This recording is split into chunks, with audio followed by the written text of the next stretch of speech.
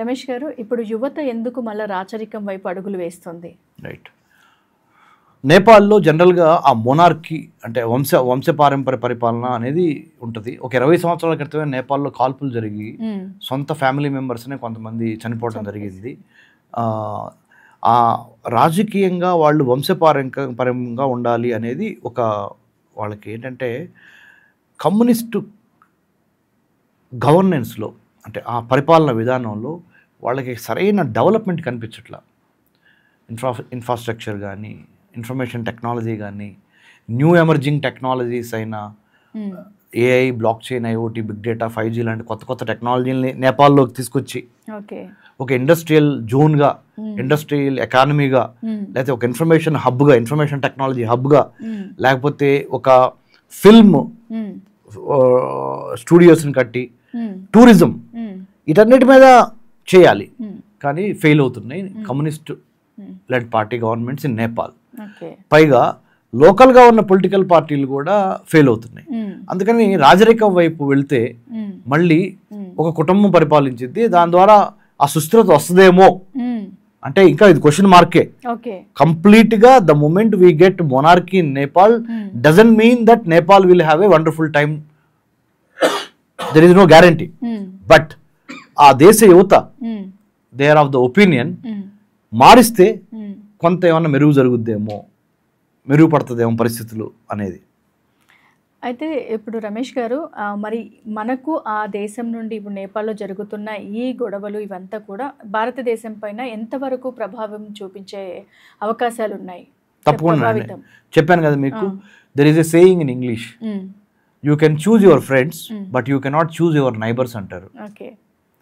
మీ స్నేహితుల్ని మీరు పలానా వాళ్ళు కావాలని మీరు కోరుకుంటారు, అదే అవుతుంది. కానీ వచ్చేస్తాం కానీ ఇంకోటి చూసుకుంటాం. ఇది ఇరుగు పొరుగు మన ఇంటి పక్కన ఉన్న వాళ్ళు ఒక స్థలం కొనుక్కొని ఉన్నారనుకోండి, వాళ్ళు మనం వెళ్ళిపోమంటే వెళ్ళరాళ్ళు, ఎందుకంటే వాళ్ళు స్థలం కొనుక్కొని ఉన్నారు. అలానే భారతదేశం పక్కన నేపాల్ ఉంది, బంగ్లాదేశ్ ఉంది, భూటాన్ ఉంది, మయన్మార్ ఉంది, శ్రీలంక ఉంది, చైనా, పాకిస్తాన్, ఆఫ్ఘనిస్తాన్. వీళ్ళు మనకి నచ్చినా నచ్చకపోయినా వాళ్ళతో కలిసి మనం ఎలా పనిచేసి ఎలా ముందుకు వెళ్ళాలి అనే ధోరణితోనే మనం ఉండాలి.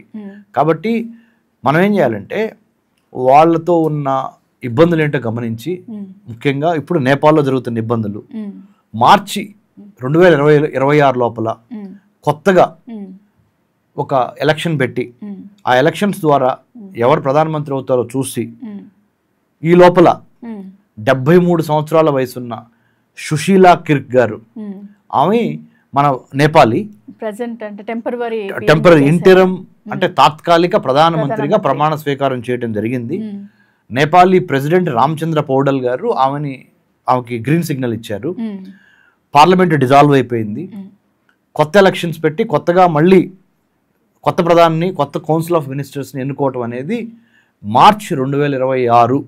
ఇప్పుడు మనం సెప్టెంబర్, ఇవాళ 13వ తారీఖు, అంటే ఇంకొక 6 నెలల్లో కొత్త ప్రభుత్వం నేపాల్లో వచ్చే వరకు ఈ సుశీలా కిర్క్ గారు ఈమె ప్రధానమంత్రిగా ఉంటారు.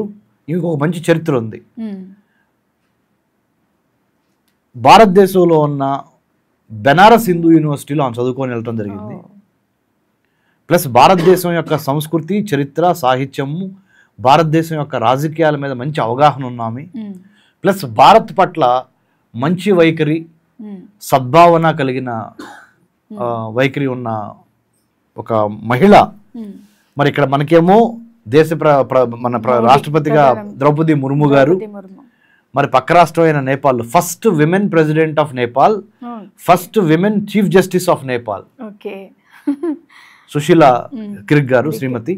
ఆమె మరి రావటం అనేది మరి మహిళలు ముందంజలో ఉన్నారు అంటానికి ఇది ఒక ఉదాహరణ. అక్కడ దాకా ఎందుకు, ఆపరేషన్ సింధూర్, మనం పాకిస్తాన్కి వ్యతిరేకంగా చేసిన ఆపరేషన్ సింధూర్లో 2 మహిళలు నాయకత్వంలో మనము ఆపరేషన్ సింధూర్ ద్వారా పాకిస్తాన్కి బుద్ధి చెప్పాం. సో ఇక్కడ మహిళలు 21వ శతాబ్దంలో మహిళల పాత్ర దేశ రాజకీయాల్లో గృహం నుంచి అంటే ఫ్యామిలీ నుంచి, ఇంటి నుంచి రాష్ట్రపతి భవనం వరకు మహిళ ఒక శక్తిగా ఎదుగుతుంది. అది యుద్ధంలో కావచ్చు, సైన్యంలో కావచ్చు, టెక్నాలజీలో కావచ్చు, పాలిటిక్స్లో కావచ్చు.